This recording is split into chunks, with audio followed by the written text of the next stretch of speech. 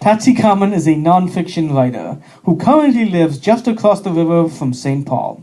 She spends hours in various St. Paul coffeehouses writing her memoir, House of Commons, about growing up in a family of 12 kids. Patsy is the second oldest and her birthstone is opal, like her mother's. Please welcome Patsy.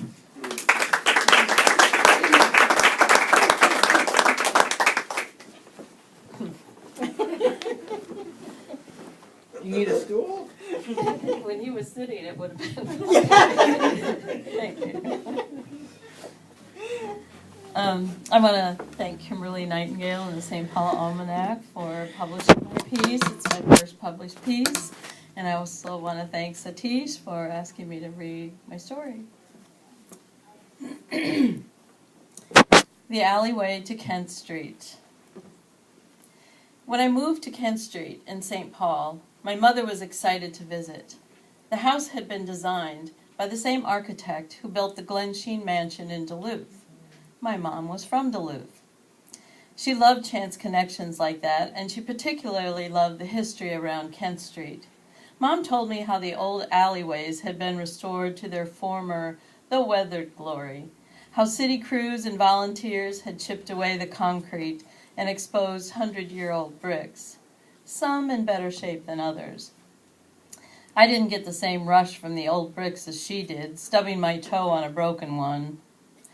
Well, pick up your feet, honey. Such a mom thing to say.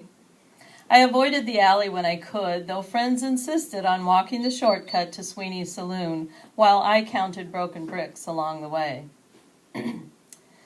But that was August, and now it was Halloween, Mom's favorite holiday. There, in a crowded room at a huge hospital, after a frantic helicopter ride, we sang to her as she had done for us. My 8 brothers, 3 sisters, and I hummed a simple mantra learned from her so long ago. Bye, bye, off to dreamland, little one, she would croon. Bye, bye, bye. Her steady voice over and over chanted the mournful tune, soothing the rough edges of restless babies. Now, in this unfamiliar place, it was our turn. Bye, bye, bye, bye, bye. Her breathing improved. Della, the nurse said gently, the medicine is making your hands swell. Your daughter's going to take your rings off and keep them for you. You can have them back tomorrow, she lied. I shoved the rings in my pocket, a shallow, unsafe place, but I couldn't deal with the rings right then. 3 rings. A white gold wedding band with a missing diamond that had fallen out of the setting the year Dad died. A cheap Black Hills gold souvenir. And the 3rd one, her treasured mother's ring, a Christmas present from all 12 of us kids. The jewels were tiny, with 2 rows of birthstones, January's garnet for Dad, and Mom's opal, bookending the others. I stroked her hands, her lovely, hearty hands, looking fragile without the rings. I wanted to burn this picture into my brain, how beautiful her hands were. Bye-bye, off to dreamland.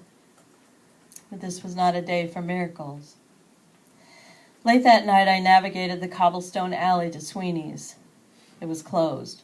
I turned around and wandered home, reaching into my pocket for the comfort of Mom's rings, to touch something that still held her energy.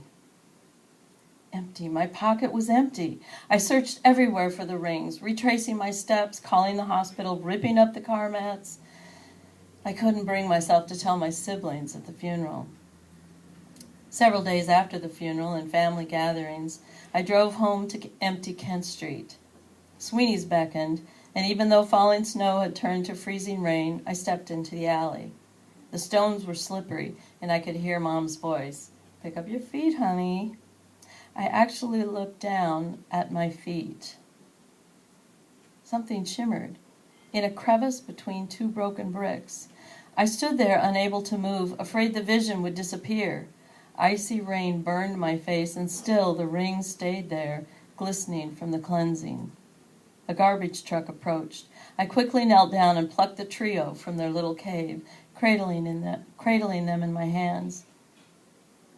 No dents, no scratches, nothing marred the rings. They were perfectly preserved. How many vehicles had driven down this alleyway in the days since Halloween? Still, the rings lay untouched, a quiet miracle waiting in plain sight.